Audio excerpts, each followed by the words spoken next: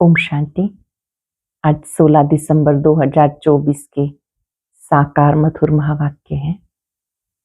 आज की मधुर मुरली में बाबा ने बहुत सुंदर राज खोला। बाबा मुरलीधर है। मुरलीधर के बच्चे तुम मास्टर मुरलीधर हो। हर एक छोटे बड़े को मुरली चलाने की प्रैक्टिस करनी है, अर्थात ज्ञान की बातें औरों को सुनाने की प्रैक्टिस करनी है। इस पढ़ाई पर छोटे बच्चों का भी हक है।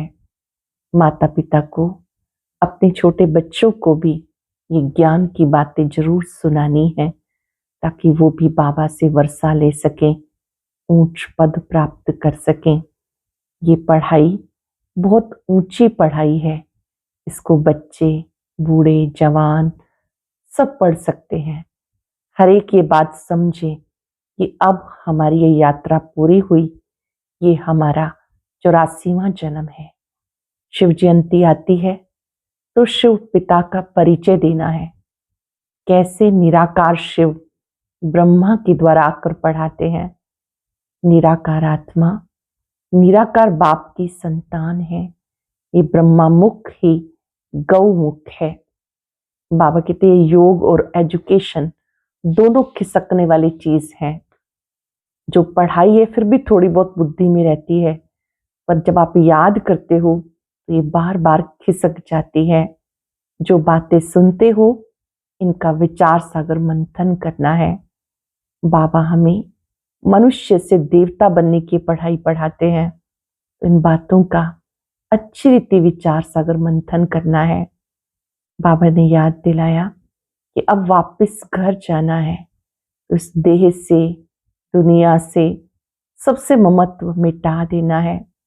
अपना एम ऑब्जेक्ट सामने रखना है कि हम बाबा के पास आए हैं मनुष्य से देवता बनने के लिए। उसके लिए ज्ञान की बातों को अच्छी रीति पढ़ना है, रेगुलर पढ़ना है। बाबा ने कहा स्कूल में कभी कभी पढ़ते हैं या रेगुलर पढ़ते हैं। ये ईश्वरीय पढ़ाई है, इसको हर रोज पढ़ना है। इस पढ़ाई में बहुत कमाई है, इसलिए पढ़ाई में रेगुलर भी बनना है, पंक्चुअल भी बनना है। सुनते हैं बाबा के मधुर बोल। बाबा ने कहा मीठे बच्चे, ये पावन बनने की पढ़ाई सब पढ़ाइयों से सहज है। ये पावन बनने की पढ़ाई सब पढ़ाइयों से सहज है। इसे बच्चे, जवान, बूढ़े सब पढ़ सकते हैं। सिर्फ 84 जन्मों को जानना है। कैसे कैसे हमने 84 जन्म लिए ये जानना है। क्वेश्चन है हर एक छोटे बड़े को कौन सी प्रैक्टिस जरूर करनी है। हर एक छोटे बड़े को कौन सी प्रैक्टिस जरूर करनी है। हर एक को मुरली चलाने की प्रैक्टिस जरूर करनी है, क्योंकि तुम मुरलीधर के बच्चे हो। अगर मुरली नहीं चलाते तो ऊंच पद पा नहीं सकेंगे। किसी को सुनाते रहो तो मुख खुल जाएगा। किसी को ज्ञान की बात सुनाते रहेंगे, मुख खुल जाएगा। तुम हर एक को बाप समान टीचर जरूर बनना है। जो पढ़ते हो वो पढ़ाना है। छोटे बच्चों को भी पढ़ाई पढ़ने का हक है। वो भी बेहद बाप का वर्षा लेने का अधिकारी है। छोटे बच्चे भी बाबा से वर्षा लेने के अधिकारी हैं। ओम शांति। अभी आती है शिव बाबा की जयंती, उस पर कैसे समझाना चाहिए। बाबा ने तुम्हें समझाया, वैसे तुम्हें फिर औरों को समझाना है। ऐसे तो नहीं बाबा जैसे तुमको पढ़ाता है वैसे बाबा को ही सबको पढ़ाना है।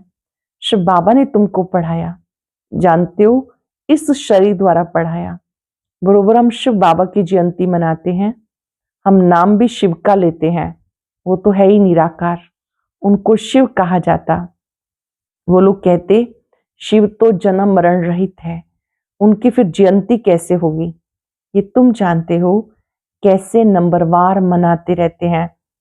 मनाते तो रहेंगे, उनको समझाना है। बाबा आकर इस तन का आधार लेते हैं, मुख जरूर चाहिए, इसीलिए गौमुख की महिमा है। ये राज जरा पेचीला है। गौमुख, ब्रह्मा मुख ही गौमुख है, ये राज थोड़ा सा पेचीला है। शिव बाबा के ऑक्यूपेशन को समझना है। हमारा बेहद का बाबा आया है, उनसे बेहद का वर्षा मिलता है। बरोबर भारत को बेहद का वर्षा था और किसी को होता नहीं। भारत को ही सचखंड कहा जाता, बाप को भी ट्रुथ कहा जाता। तो ये बातें समझानी है। फिर कोई जल्दी समझ में नहीं आता, कोई झट समझ जाते। किसी किसी को जल्दी समझ में आ जाता है, किसी किसी को देरी से। ये योग और एजुकेशन दोनों खिसकने वाली चीजें हैं। योग और पढ़ाई दोनों खिसकने वाली चीजें हैं। उसमें भी योग जास्ती खिसकता है। नॉलेज तो बुद्धि में रहती है, बाकी याद ही घड़ी घड़ी भूलते हैं। नॉलेज तुम्हारी बुद्धि में है, कैसे हम कैसे 84 जन्म लेते हैं। जिनको नॉलेज है वो बुद्धि से समझ सकते हैं कि जो पहले पहले नंबर में आते वही 84 जन्म लेंगे। पहले ऊंच से ऊंच लक्ष्मी नारायण को कहेंगे। नर से नारायण बनने की कथा भी नामी ग्रामी है। पूर्णमासी पर बहुत जगह सत्यनारायण की कथा चलती है। तुम जानते हो, हम सचमुच बाबा द्वारा नर से नारायण बनने की पढ़ाई पढ़ते हैं। बाबा द्वारा नर से नारायण बनने की पढ़ाई पढ़ते हैं। ये पावन बनने की पढ़ाई और है भी सब पढ़ाइयों से बिल्कुल सहज। 84 जन्मों के चक्र को जानना है। फिर ये पढ़ाई सबके लिए एक ही है। बूढ़े बच्चे जवान जो भी है सबके लिए एक ही पढ़ाई है। छोटे बच्चों को भी हक है, अगर माँ बाप उनको थोड़ा थोड़ा सिखाते रहे तो टाइम तो बहुत पड़ा है। बच्चों को भी सिखाया जाता, शिव बाबा को याद करो। माता पिता भी बच्चों को छोटी छोटी बातें पक्की कराएं। बाबा को उठकर गुड मॉर्निंग करना, रात को गुड नाइट करना, स्कूल जाने से पहले 1 मिनट मेडिटेशन करना, भोजन के समय 1 मिनट बाबा को भोग लगा के खाना है। ऐसे बाबा कहते उन बच्चों का भी हक है बाबा से वर्षा लेने का। आत्मा और शरीर दोनों का बाप अलग अलग है। आत्मा बच्चा भी निराकारी है, बाप भी निराकारी है। ये भी तुम बच्चों की बुद्धि में है। वो निराकार शिव बाबा हमारा बाप है। कितना छोटा है, ये अच्छी रीति याद रखना है, भूलना नहीं चाहिए। हमारा निराकारी बाप कैसा है, वो ज्योति बिंदु स्वरूप है, अति सूक्ष्म है, भूलना नहीं चाहिए। हम आत्मा भी बिंदी मिसल छोटी हैं। ऐसे नहीं कि ऊपर जाएंगे तो बड़ी दिखाई देगी, नीचे छोटी हो जाएगी, नहीं, वो तो है बिंदी।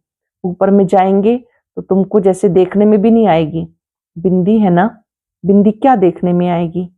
इन बातों पर बच्चों को अच्छी रीति विचार भी करना है।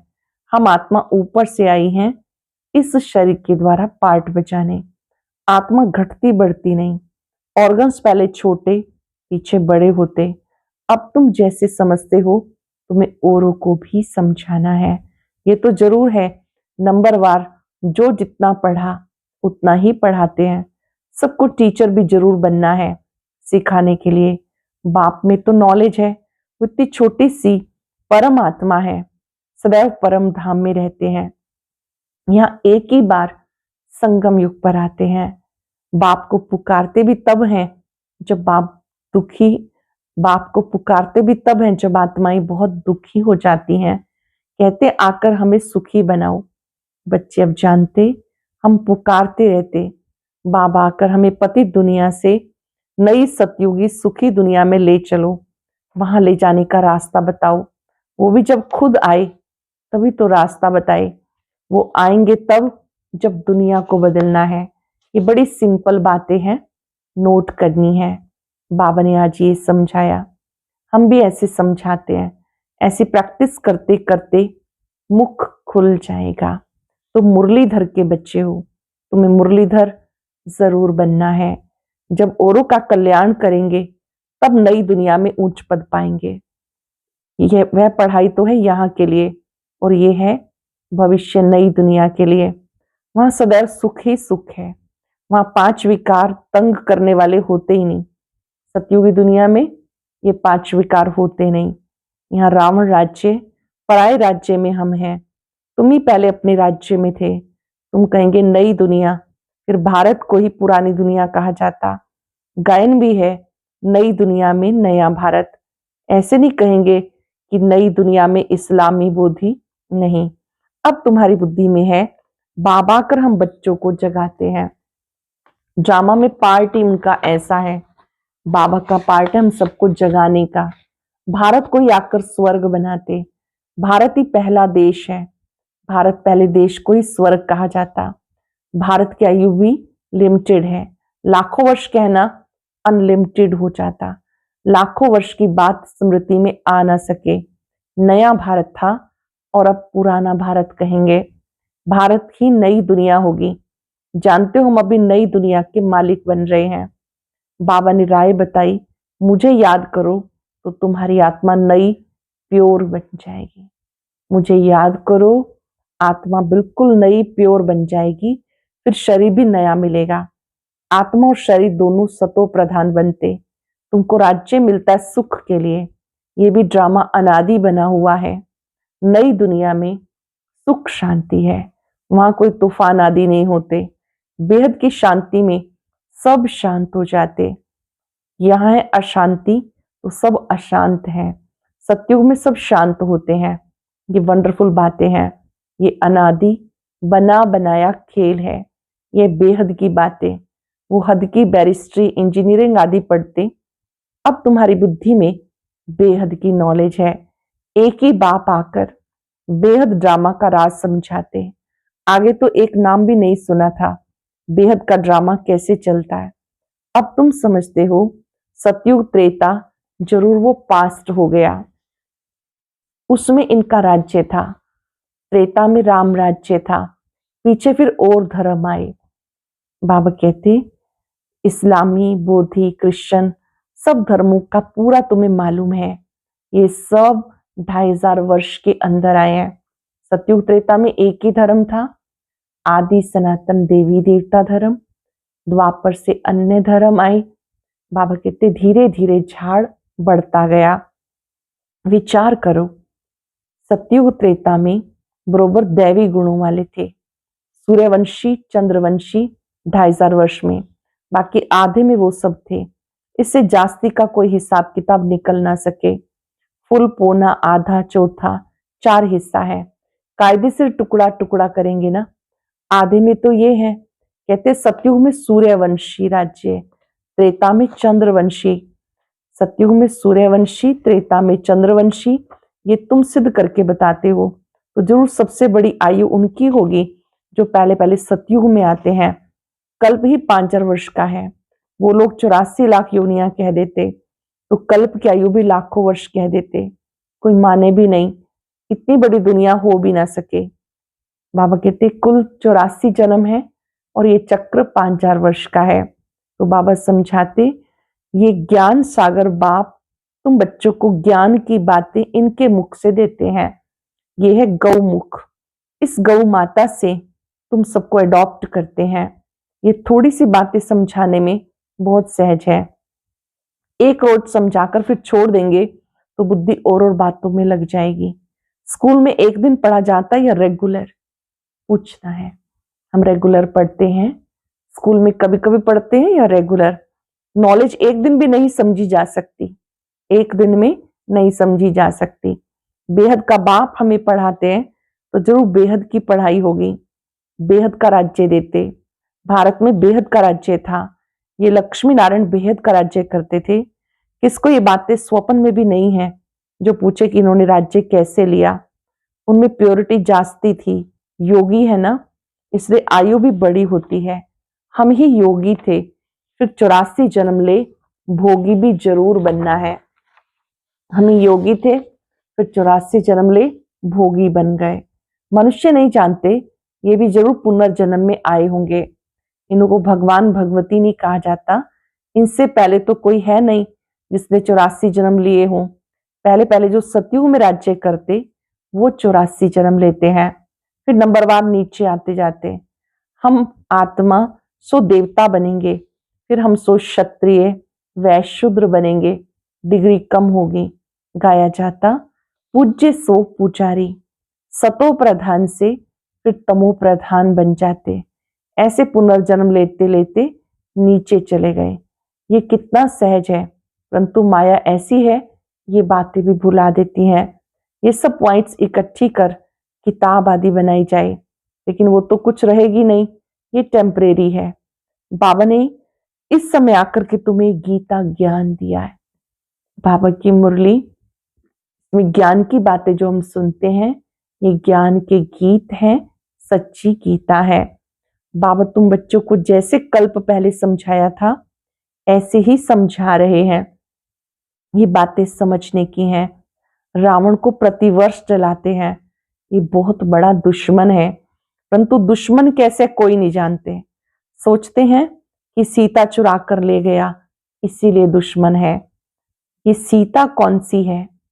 आत्मा रूपी सीता जब 5 विकारों के वशीभूत हो गई तो कहा जाने लगा कि राम की सीता चोरी हो गई। बाबा आते हैं, आत्मा रूपी सीता को 5 विकारों की जेल से मुक्त करते हैं।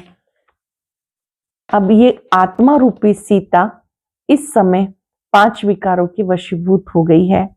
ये कहानी समझने की है। बाप कहते हैं, अपने को आत्मा समझ मुझ बाप को याद करो। तुम्हें ये बातें बहुत शीतलता से किसी को समझानी है। ये ज्ञान के नए राज हैं, विधि पूर्वक दूसरों को समझाने हैं कि कैसे कैसे हम आत्माएं विकारों की वशीभूत हो गई, फिर इनसे मुक्त होने के लिए इस समय बाबा आकर योग सिखाते हैं। राजयोग से हम इन विकारों से मुक्त हो जाते हैं। तुम्हें बहुत शीतलता से ये बातें समझानी है। आत्मा रूपी सीता कैसे विकारों के वशीभूत हो गई, कब चोरी हो गई, ये बातें समझानी है। बाबा कहते, इस समय चारों तरफ दुख अशांति है, अति दुखी होते हैं, तब रड़ियां मारते हैं, बाबा इन दुखों से छुड़ाओ। रावण किसे कहते हैं? रावण का अर्थ ही है 5 विकार। 10 शीश वाला दिखाते हैं। रावण को दिखाते हैं कि रावण के 10 शीश थे, 5 विकार नर के, 5 विकार नारी के। रावण का अर्थ ही है रुलाने वाला। बाबा आते हैं और याद दिलाते कि इस समय ये झूठी माया, झूठी काया, झूठा सब संसार है, तुम मुझे याद करो, मैं तुम्हें शक्ति दूंगा। बाबा को याद करेंगे तो विकारों पर जीत पाने की शक्ति मिलती है। वहां तो सदा ही सच बोलेंगे। अब तुम झूठे मनुष्य से सच्चे देवता बनते हो। ये है झूठ खंड और तुम्हें चलना है सचखंड।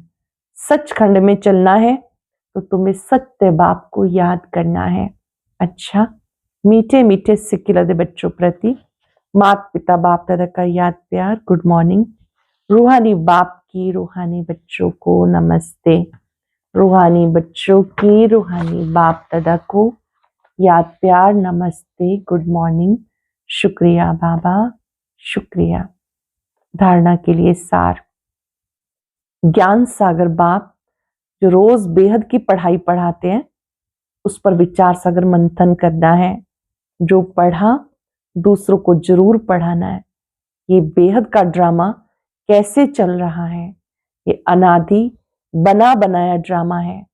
इस राज को अच्छी रीति समझकर औरों को समझाना है। ज्ञान सागर बाप जो रोज बेहद की पढ़ाई पढ़ाते, उस पर विचार सागर मंथन करना है। जो पढ़ा वो दूसरों को पढ़ाना है।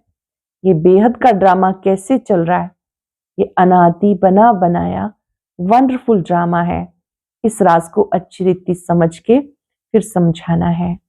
वरदान है, पवित्रता की श्रेष्ठ धारणा द्वारा एक धर्म के संस्कार वाले समर्थ सम्राट भव। पवित्रता की श्रेष्ठ धारणा द्वारा एक धर्म के संस्कार वाले समर्थ सम्राट भव। आपके स्वराज्य का धर्म धारणा है पवित्रता। एक धर्म अर्थात एक धारणा। स्वप्न संकल्प मात्र भी अपवित्रता अर्थात दूसरा धर्म ना हो, क्योंकि जहां पवित्रता है वहां अपवित्रता अर्थात व्यर्थ व विकल्प का नाम निशान नहीं होगा। ऐसे संपूर्ण पवित्रता के संस्कार भरने वाले समर्थ सम्राट हैं। संपूर्ण पवित्रता के संस्कार वाले समर्थ सम्राट हैं। अभी के श्रेष्ठ संस्कारों के आधार से भविष्य संसार बनता है। अभी के संस्कार भविष्य संसार का फाउंडेशन है। इस समय के श्रेष्ठ संस्कार भविष्य का फाउंडेशन है। स्लोगन है, विजयी रतन वही बनते हैं जिनकी सच्ची प्रीत एक परमात्मा से है। विजयी रतन वो बनते हैं जिनकी सच्ची प्रीत एक परमात्मा से है। आज हम पवित्रता की धारणा से ये अनुभव करेंगे, मैं समर्थ सम्राट हूं। आज हम उस अव्यक्त मुरली की कुछ मुख्य पॉइंट सुनेंगे जो कल मधुबन में बाप दादा मिलन पर सुनाई गई। इसलिए कोई भी भाई बहन मिस ना करे। इसे सुनने के लिए ऊपर दिए गए बॉक्स पर क्लिक करें।